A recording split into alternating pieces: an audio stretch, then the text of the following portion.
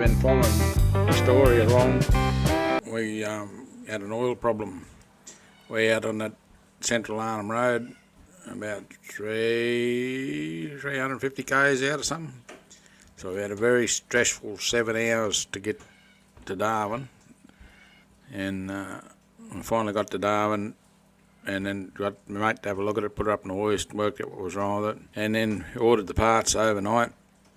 And then about 8 o'clock the next morning, I said, they deemed to be too big to air freight, so it would be on road freight. So it took 3-4 days to get overnight freight. Had the same scenario over in Broome once. I'd done a tyre, staked the side of a tyre, and they're going to get me another one up overnight. We'll let overnight freight 4 days over there too. But anyway, this little gadget here is what the trouble was. The oil filter, the oil cooler behind the filter has malfunctioned. We don't really know what happened to it. It seems to think it like it's either cracked or whatever, but anyway, it's letting the oil go through into the coolant. And it seems like it, or Johnny reckons it seems like it might be a bit of a thing with these Rangers. He's done a couple of them. I talked to a mechanic in Rocky too, and he said he's heard of them doing it as well. So we got about 230,000 on it. So if you got a Ranger with that sort of miles on it, and you get oil in your coolant and no other problems, this is probably what it is. And then there's another cooler too, another one of these pollution bullshit things where you got exhaust cooler or something, and that'll put exhaust gas. It's around behind the motor, between the motor and the firewall, and it'll put exhaust gas into your radiator. So if that fails to get an exhaust bubbles into your radiator, that's where it's coming from. So just one of them little things to be aware of. But I think it was $600 for the bit. Air freighted from Melbourne, or not air freighted, express freighted from Melbourne to Darwin. So not real big drama once you work out what it is, but then it took a fair while then, a couple of days, just driving around town, go back, flush it, drive it around, use the proper radiator coolant, flushing stuff, and we did that 2-3 times, and still had to find film oil in there, so they'd still send the alarm off here and there. So I said, when my day, in the old Holden days and that, you had rusty radiators, you fill them up full of laundry powder, and drive them till they got hot, and then drop it out, and they'd clean them up like a new pin. So anyway, there's Morning Fresh dishwashing liquid, and mechanic fellas use that for getting grease off your hands or whatever, and it dissolves the grease really good. So we put probably a good cup, 2 cupfuls in it, drove around town and stopped her within probably 30 k's, I suppose. They just stopped. So then we flushed all that out and put another lot in it with coolant, and then I drove out to where'd we go? Jabiru. And then when we got out there, I dropped it all out again and then put new coolant in it, and haven't had another issue with it. So we've done 5,000 k's or something since then. Then back home with it anyway, and it's still letting play it up. So, Morning Fresh dishwashing liquid, good for cleaning all out of your radiator system. Well, we had the 3 or 4 days sitting around town.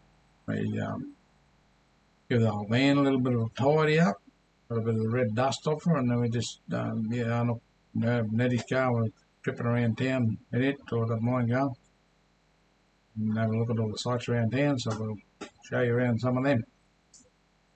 Have a look at this. Yeah. That's that tape we put on there. I just shook all the dirt out of that yesterday.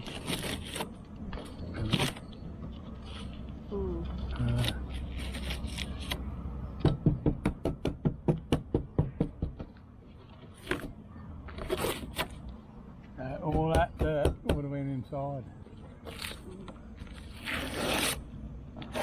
Even with that Just pause him, I'm going to get the thing back there. There you go. Kind of him to put that ladder there for me. You so washed all your red dirt off your thing for. Not a real stable ladder, but No, the brick falling over.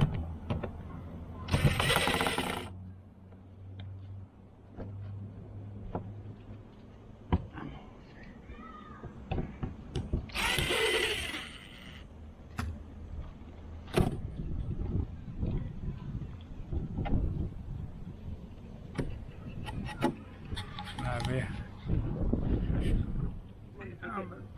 And then first, put that in there. Imagine how much would have been in there without that tape, but and that goes up in behind the cupboards inside. That is. That's the back of the shower there, so I think it's just access to get to those points, but that cavity goes all the way up there behind those water cupboards. behind the cupboard.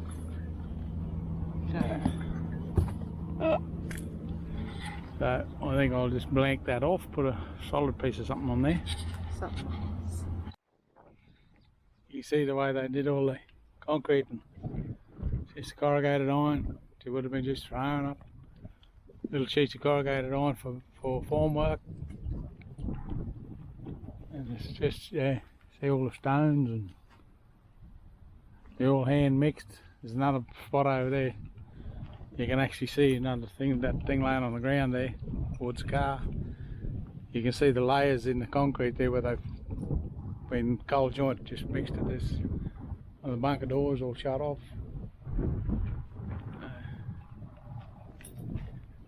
Yeah, it was an interesting spot. Would be a lot more interesting too if they'd had it open and, you know, self-guided thing, but they got it all shut up so they can't get in and see nothing. Might be frightened somebody will vandalise something. The tunnels go everywhere, isn't it?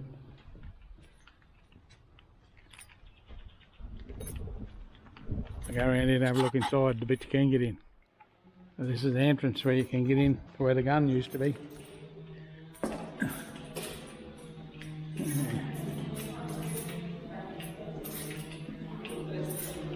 Looks like somebody's been having a party there. Quite a few, somebody's having parties, but look at them.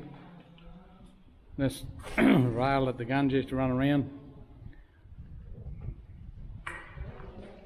Never fired a shot in anger. Yeah.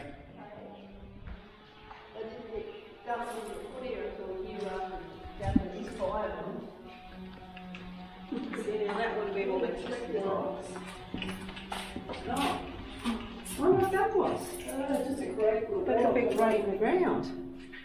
That would have went downstairs, probably was another layer underneath there. That's where that all that ammo racks and that were when we went to Tom and them. No, it doesn't look like it. We went downstairs. Yeah, but did we? Yeah. Oh. Yep. I've got some photos of that from the 70s. That's like because I can't find where we were. That mine place. No, well, that's where it was. Must be where it was. Yeah. Yeah, you go right downstairs, goes all in underneath this. Yeah, yeah. Yeah. And they shut it off. Yeah, they shut everything off. What's in this one? Where's this one go? That's just going to circles out of there. Oh, right.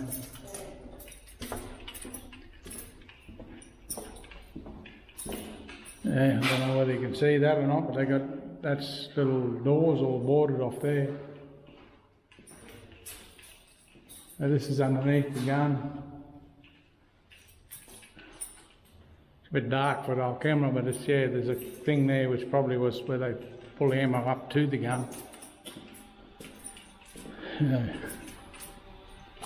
Well, she's bloody deteriorating now. Concrete's falling to bits. I suppose it did its job.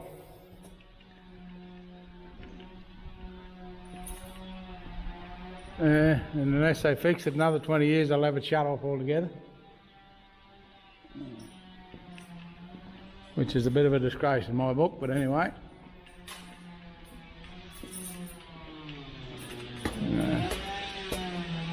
The way things are going these days, I don't care about this sort of shit. I'm allowed to talk about it.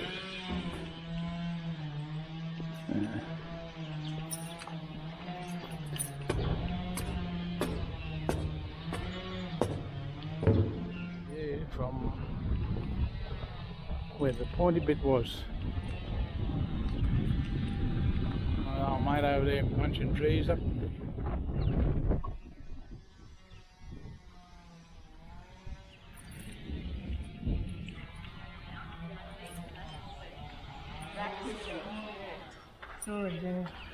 And that thing down underneath there would have been, there's a hole there, would have been a lift to bring the ammo up to the gun somewhere there. She's a bit of a big thing, she would have went off with a bit of a bang probably. It would have made good noise. When it went off. When we the first time, the old bloke over here, they were just putting that museum together over there. And he was telling us about him selling it to the Japs, and he had a nut, big nut, where it anchored down. That was all they had left of it.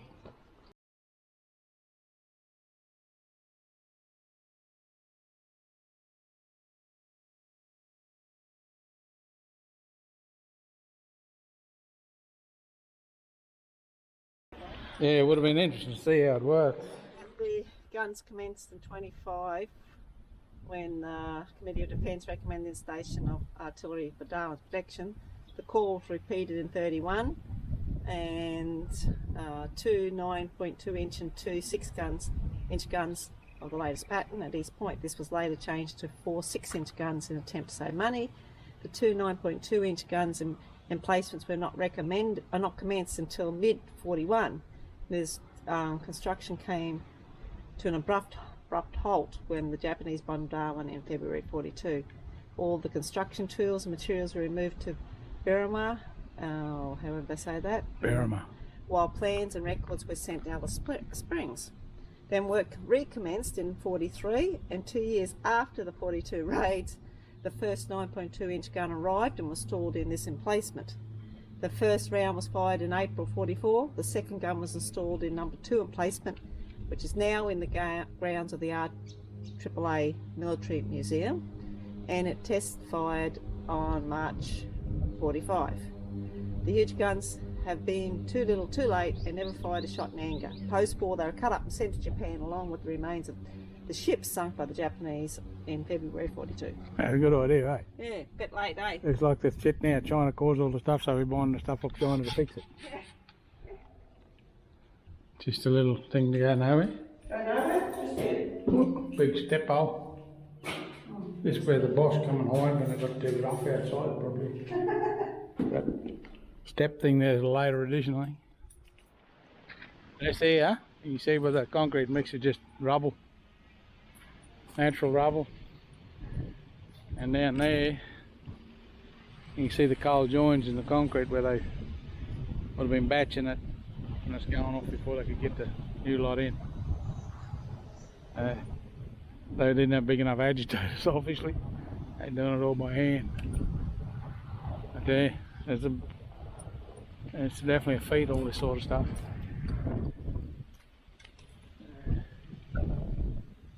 You got to give credit to them, but they don't. From where these turret things are, the whole area is called East Point, and the whole thing was a military base. And you can wander around. They got placards and signs and stuff, and still bunkers and all sorts of stuff here. And they had bunkers along the beachfront and radar towers and all sorts of stuff. They had a fair complex here. So the fight was real, or the threat was real in here. I think this little spot here, probably over there where that concrete thing is, there used to be like a bunker thing into the cliff where they got a little gun hidey hole thing. But the cliff's since washed away, and that's probably down there in the drink.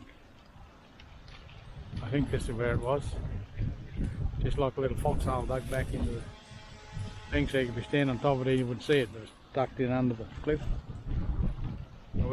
What, 4 years ago I think it was, and it was all starting to fall in then, so this probably fell in now. A couple of cyclones since then. and you finish wandering around all this parkland, you can go over to the museum next door, and there's a lot of interest and history in there. This is in the museum.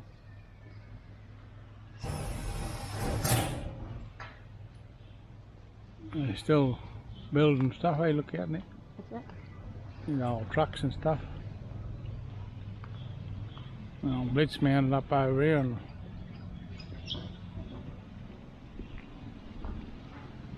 this is the other one of them gun turrets.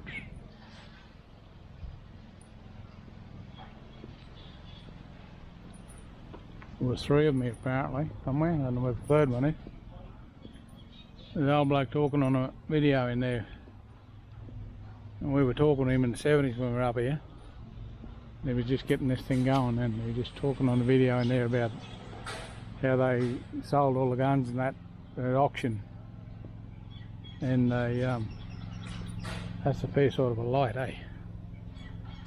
And they sold them to the Japanese company, beat him by $20,000.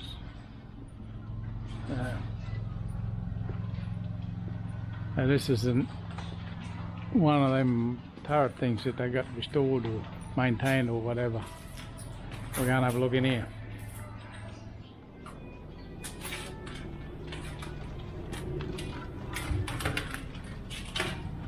So this is those little rooms. It's all blanked off in that other one, and this is a maintained one. Oh yeah, but we didn't have one. But anyway. Right? Yeah. The one that's over the paddock, which is all buggered up. Yeah. This is one that's maintained. Maintained, yeah. And look at the gear that's in here. There's a thing of the one there. Still saying it, lock that off, that'll go down. The other go down to that corridor. That's what would have been the corridor room that we were down in, where those wooden racks were. Yeah. And that's what they would have been talking about. All old gear. Oh, USA, Some- Jerry Cam. Some actual crackers there. Now this is a map of the, Map of it. a model rather of Model the. East Point Defence System from World War II. So there's one of these here. This is what looking from the sea. We're in the sea looking in. One there. No, that can't be right. Must be right. Yeah, guns are facing this way. So that one over there, then the big tower thing. Yeah. Some doesn't look quite the same. Oh. Yeah, maybe. Yeah, that big tower thing's in the remnants of that are still there. Yeah. And one of these turret things, and that's the other one. And I'm looking for that signal house, what it was down. Yeah. Yeah, maybe looking over the different side. And you go around there, you got all the this rails on here. Look, obviously transported the bombs around. Well, whatever they are, bullets, whatever they call them. I don't know what they call them. And the bullet shells in there.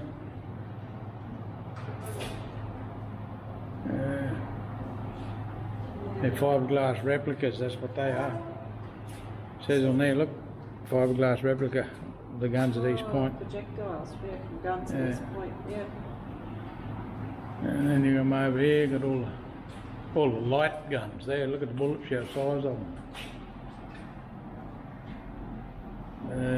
40, 60 shells, 4-inch shell cases, 6-inch shell cases, 25-pound field gun shell case, swab bucket for the 9.2-inch guns, gun aiming post,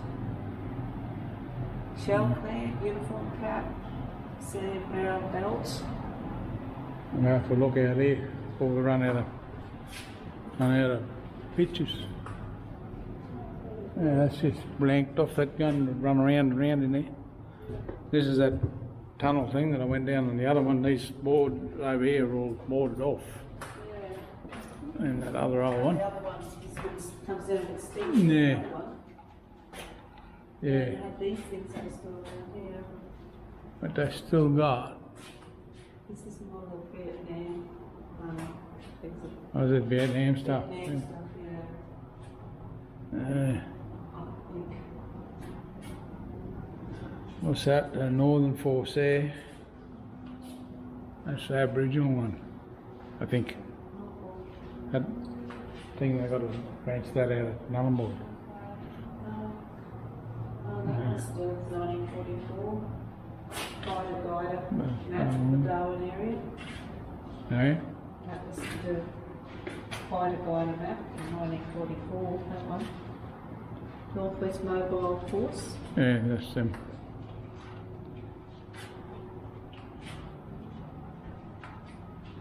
I think they still got a little version of that looking after the coastline up there, you know. Seen it on the TV show. What's it, wood carving? Today North Force has around the same street 550 soldiers as did the Mackaroos in World War II. The rise of the North West Australian is named to the bottom left, but also its formations reflected the deliberate misspelling of the old Mackaroo word in the bottom right. In the 1970s, questions in the then defence system were being raised about the vulnerability of the North. References were made by many suggesting the way forward, harking back to a hazy, understood predecessor with its history not fully known, nor even how the force name was spelled. Yeah, I heard about them too. They went missing because no one knew they were there. I can't think who it was that was talking about that force, might have been Brendan or somebody associated with him. Norfolk, join a special team of Australians. Tax-free income, employer support, new challenge. Norfolk history, there you go. Norfolk Force history, traces history back to the formation of 21 North Australian Observatory Unit in May 42. The unit was formed in response to Australian North posed by Japanese. The men of the 21 Narrow deployed in small groups throughout the rugged North Australia. They observed, reported an enemy movement on land, sea or in air. These men worked often for months on end in some of the nation's hardest and most isolated area. It's going upstairs, outside of the guns. That's one of them big ass lights. Two of them big ass lights. What's the range on these things, I wonder?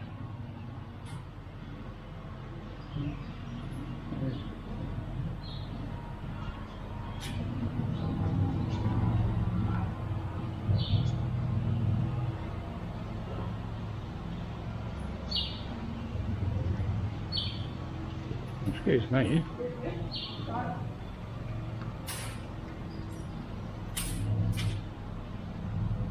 Is that? That'd be a replica, wouldn't it?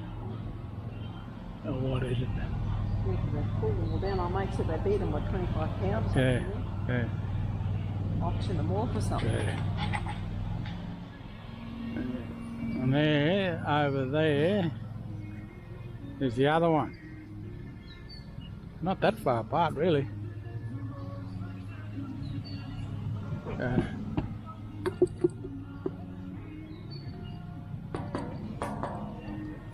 She's just a replica.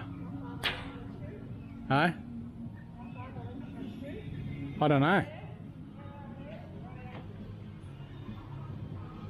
They've got signs there. Yeah.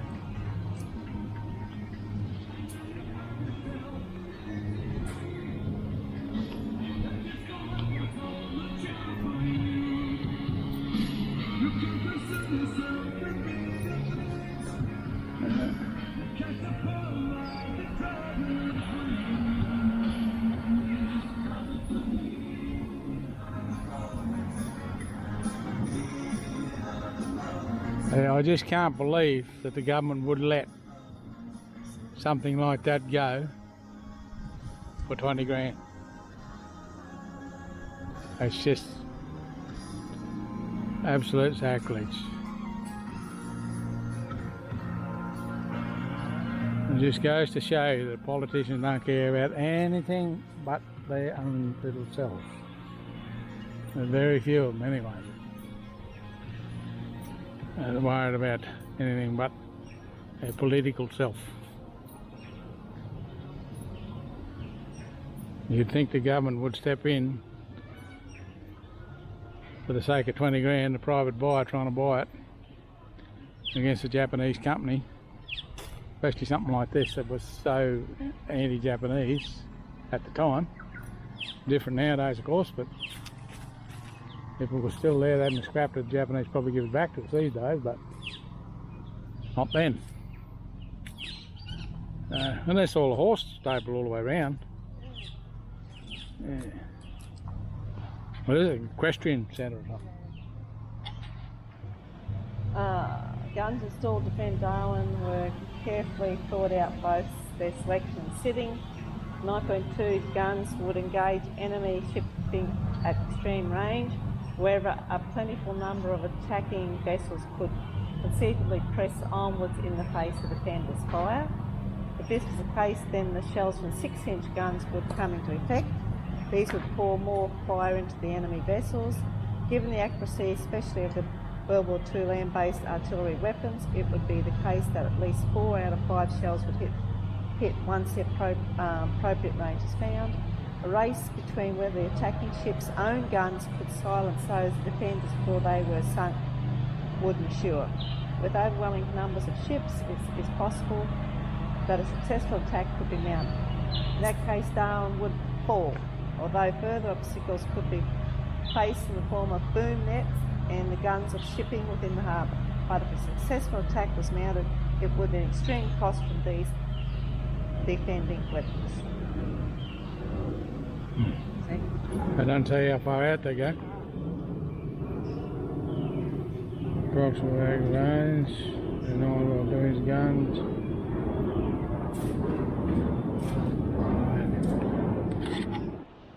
These lights, they had a range of 25 kilometres, depending on conditions, and they burn magnesium rod through reflective brilliant light. In conjunction with the rangefinder, could calculate how far away the ships were. They're much what they do today, got a rangefinder spotter and a shooter. 25k spotlight, that's alright, eh? This is nearly one of those bunkers that's blocked off.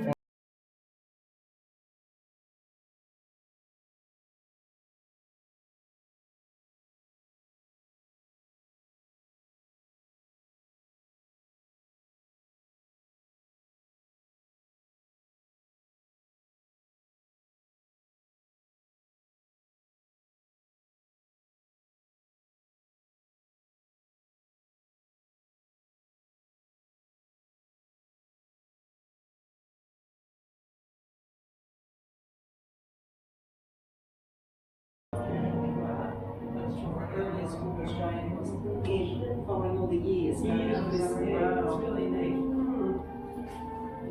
Long tender.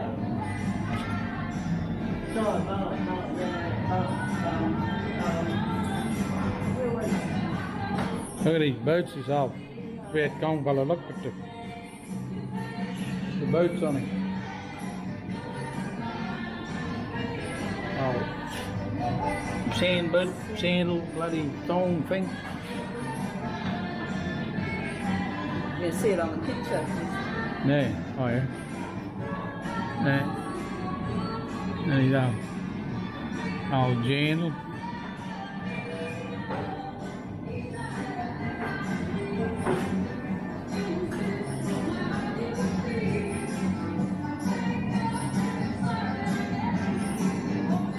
Door that goes down to them bunkers that we were down in with the timber racks. Well, where they cordite at gunpowder. In this room, the calico bags of propellant for the 9.2-inch guns within the placement were stacked on wooden shelves. When the relevant charge was called, the soldiers placed the calico bags on a dumbwaiter type arrangement and lifted the bags to the waiting gunners beneath the gun breech. The dumbwaiter has a steel blast door. Shield is stored cordite when the gun passed when firing. There was a natural pair of stored propellant igniting when the gun went off. The gunners did not receive any extra pay for work cordite. Yeah, we used to get old 303 bullets. They had cordite in them. They just like long, stringy, little white, stringy things. Oh. There you go. What do you reckon that was? I don't know exactly. Some sort of washing turnout. I thought maybe washing turned out. No. What is it? Quickly. It's an automated potato peeler. There you go. It probably is too. Something missing. Yeah. Put potatoes in there and they go round and round and round and round. Stops the skin off. Yeah, I've seen one of them up that hole, that red one. Cafe thing used to give one of those prickly stuff inside it.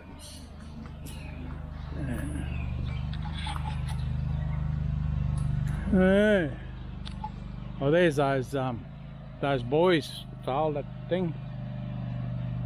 Those round tanks over there, they were the buoys to hold the anti-submarine nets across the harbour. Go and have a bit of a look at somebody with a noisy thing. They're still working on it. They got bits and pieces down there. They're doing something under a new structure there. This is an old truck wrapped up in a brag here. I don't know what its story is either. Come back another day and have a look.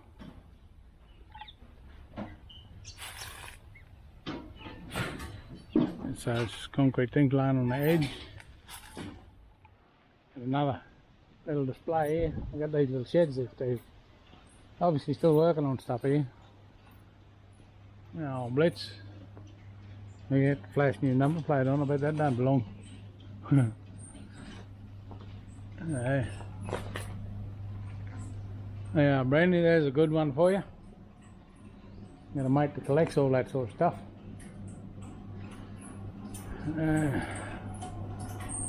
Fuel drums.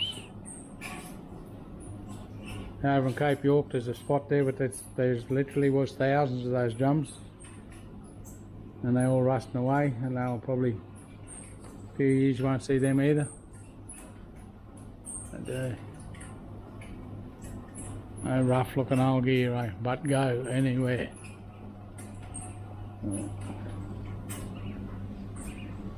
Backbone of the Australian transport industry, them old trucks. When the war was over, the people bought them, the army surplus auctions and stuff, and turned them into road trains, all sorts of stuff. And now, you got triple road train doing 110k an hour. With big air conditioners and fridges and all sorts of stuff. Stoves even in them. You can live in them, not even go home. There's, what's this one? Territory, remember 75 years. Yeah, so that's a Willys Jeep, or some sort of Jeep anyway. I don't know whether Willys or not. Mortar gun. And these. That's a bit of a later edition, that'd be. Yeah. That's a fairly modern one, that one. Oh, that's the Bush Tucker man's car. Yeah, right, eh? Yeah. So that's 87 and 90. I used to bust me peckle to watch that to see where he went.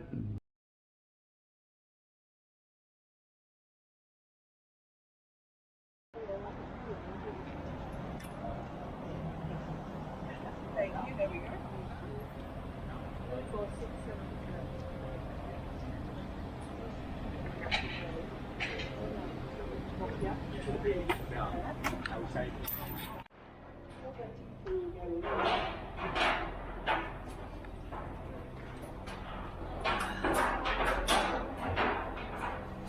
How long is that? How long is that? I don't know. Reasonable. There's the pipes coming out of the fuel tanks, go all the way out to the bay for the ships. That's, yeah.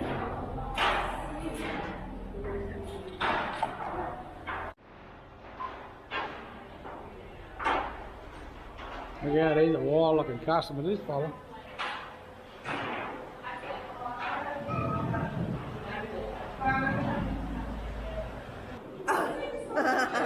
Look at the boots on him. The biggest old boots he's got. calculate the total capacity of this tunnel. Length 77 metres, height 5.5 metres, width 5 metres. Yeah, we'll have to work it out. Shape though? Yeah. So what is that? 77 metres to the other end of there. 77 metres to the other end, 4.5 metres high Yeah. and 5 metres wide. Yeah. And it's making water, obviously. Water running out of there.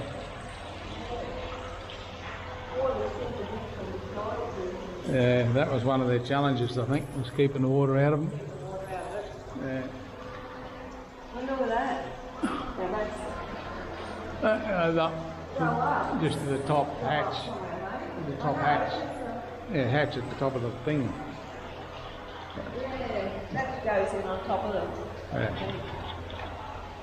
This is just the start of it. Then you go down there for a long time.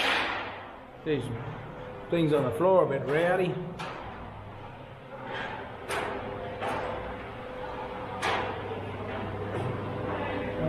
That's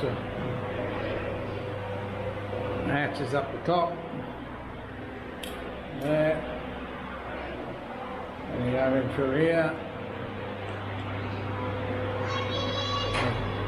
Dug a hole in this one, make a door.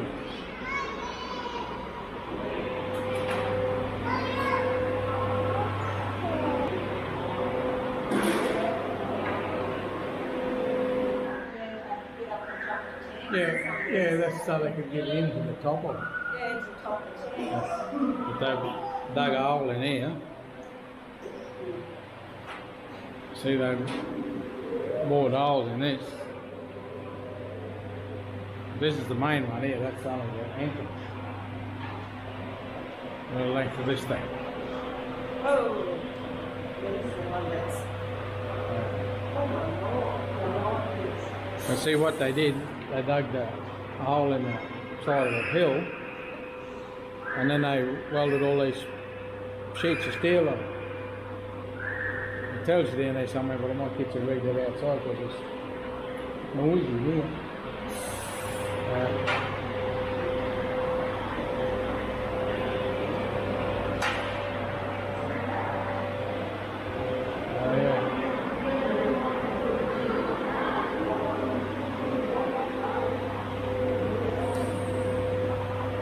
There you are. Read that.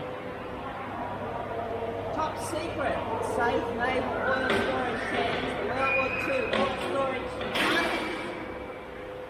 were officially opened to the public on 9th February 1992 to commemorate the 50th anniversary of the bombing of Darwin. This site was upgraded with new interpretive signs to coincide with the centenary of Anzac. C. Following the destruction of the oil tanks in Stokes Hill, it was clear that the military needed to go underground as an alternative bomb-proof option for its oil storage. The Allied Works Council was directed by the War Cabinet to investigate possibilities of underground tanks. And in May 1942, the original consignment was for the Civil Construction Corps to build 11 tunnels at a cost of £220,000 to hold 20,000 tonnes of oil. This is the end of the tunnel. That's where they used to suck the oil out of her.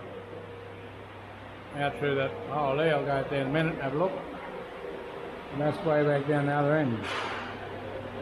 There's a fair way down there.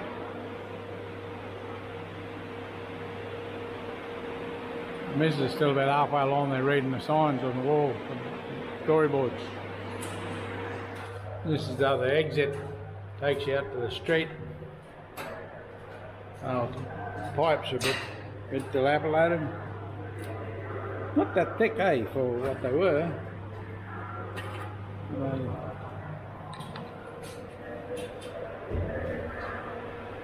And that might have been an air duct, maybe.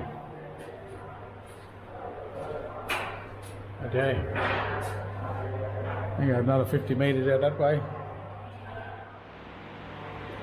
Back into the main tunnel with all the noise.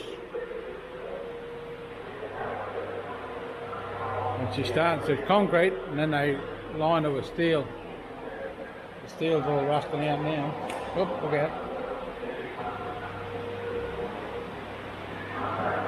Well, they were still using it up until the 70s, I think, not this particular one, but one of them. And had kerosene in it, I think, and avgas. And the roof collapsed and forced it all out through the, in a cyclone or something, out through the air vents up to the street up above. I got this timeline thing here too from way back 1700s or something, all the way up to 2015, I think it is. There's one back there. I did not enough light in here for the camera to pick it up, so I won't worry about it.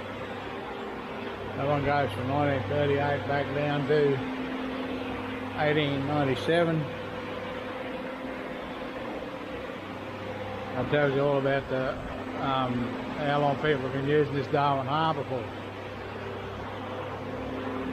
That goes from 1893 back down to 1839. And that's when these Macassan mob was coming down here from Indonesia with their little old boats.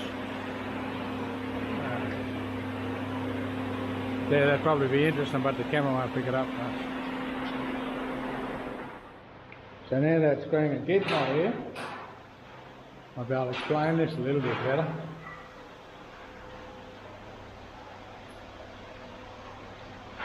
This one is still a tank because it's got steel floor still in it holding the water. The other one's had the bottom floor cut out.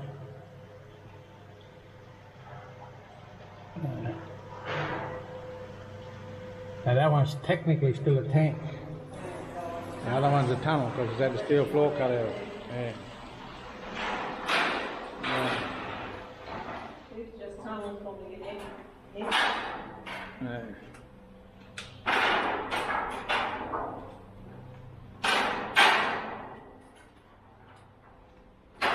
These floor plates are a bit rowdy.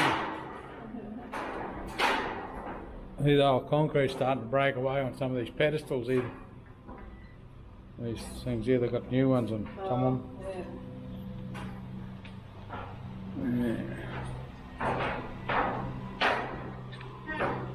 Yeah. Same bridge.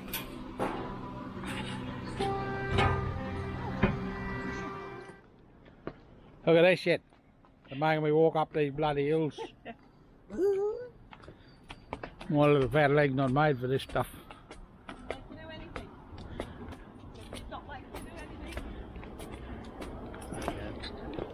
Hey.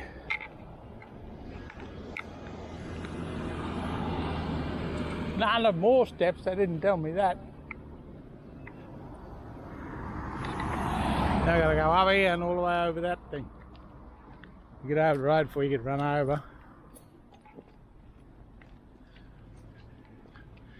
So this is directly above those tunnels. Yeah, and that you go up there to that lookout, Yeah. or you go up here to this skywalk.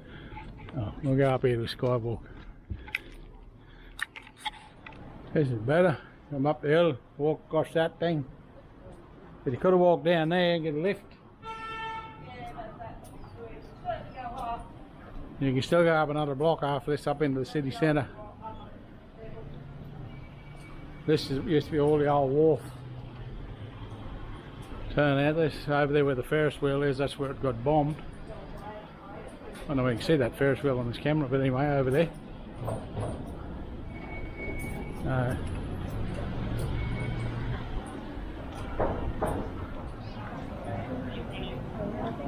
So we could have just walked down there. There's the car down there somewhere. Over there, look. There's a hole in the floor there, look at that. Here comes his bus coming up here.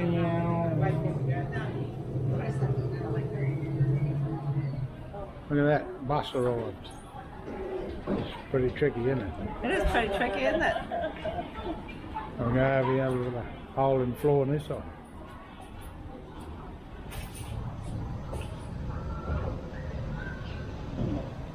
Look at that.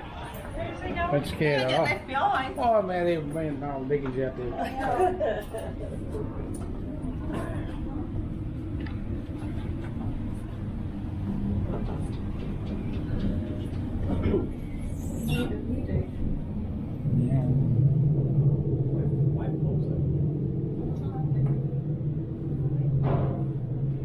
Yeah, that's better than walking up steps, eh? Yeah, now I got to walk back up the bloody hill to get back where the car is. Oh, no, it's pretty cool. Yeah, so this is all your wharf precinct, coffee shops and stuff everywhere here. Pretty good spot this.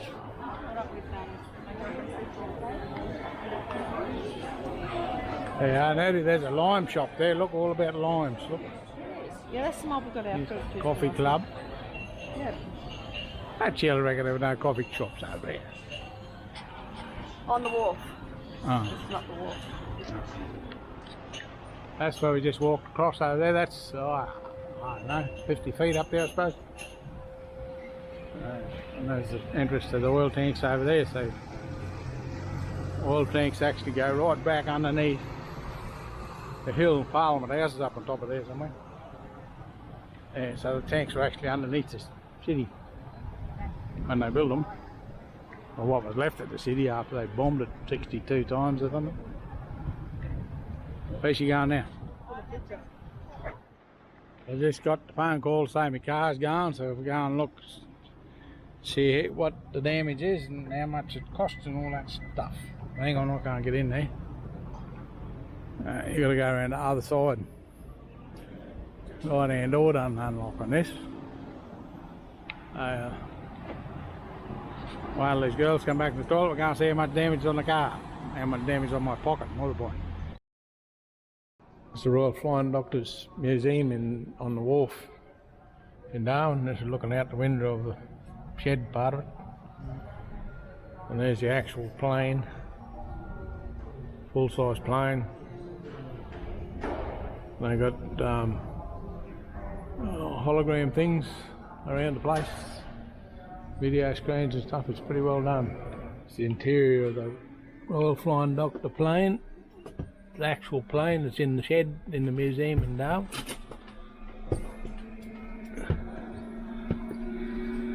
It's the actual interior of it.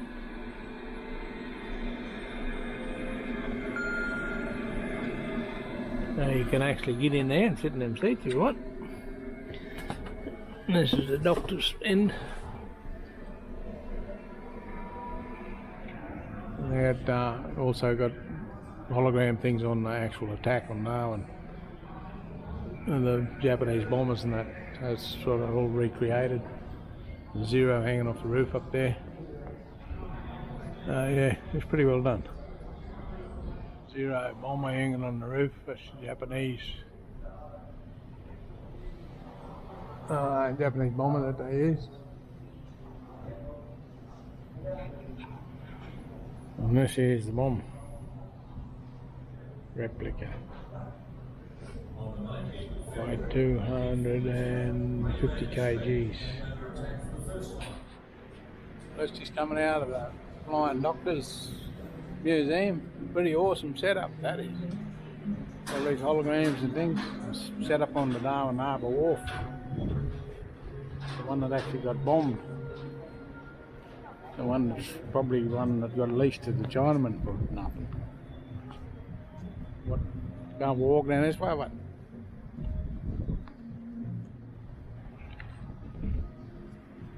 Big Ferris wheel.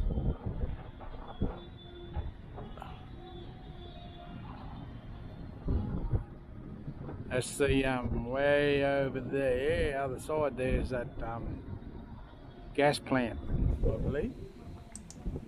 They built a few years ago. Yeah, after prowling around town looking at the sights all day, we come down to the harbour, down the wharf for tea with Johnny Zilke, the man that fixed my car. So if you're in town, you need something fixed, this is the bloke, John Zilke from Carbine Transport, and they'll fix whatever you need fixing. This is a good spot for a meal down here. Got a big food court and a 2 or 3 bars there. You get boats coming and going all the time. There's all the lights on the other side of that gas plant. There's a big gas ship leaving, heading for China, no doubt.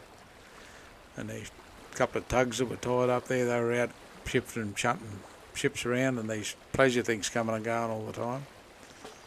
It's a pretty good little spot. You could settle in here without too much trouble at all, I reckon.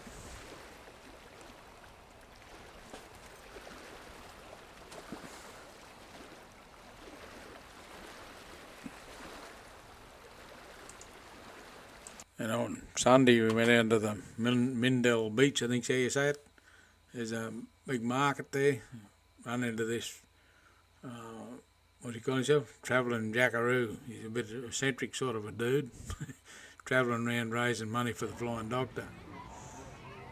You know, he's caught up with him, got him say good day to a mate of mine down near Billawheeler. He's riding the Chamberlain tractor since he's driving his Chamberlain tractor all over the country, right around Australia, I think it is. And yeah, people have been following him all the time, and this mate of mine's right into these Chamberlain tractors, and he's hey, so I caught up with him. Poor old mate, say good day to him.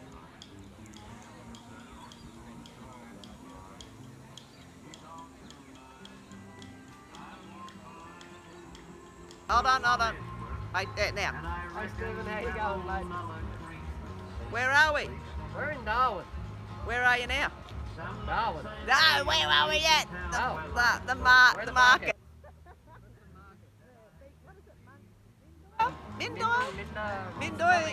Mindy something. Beach markets.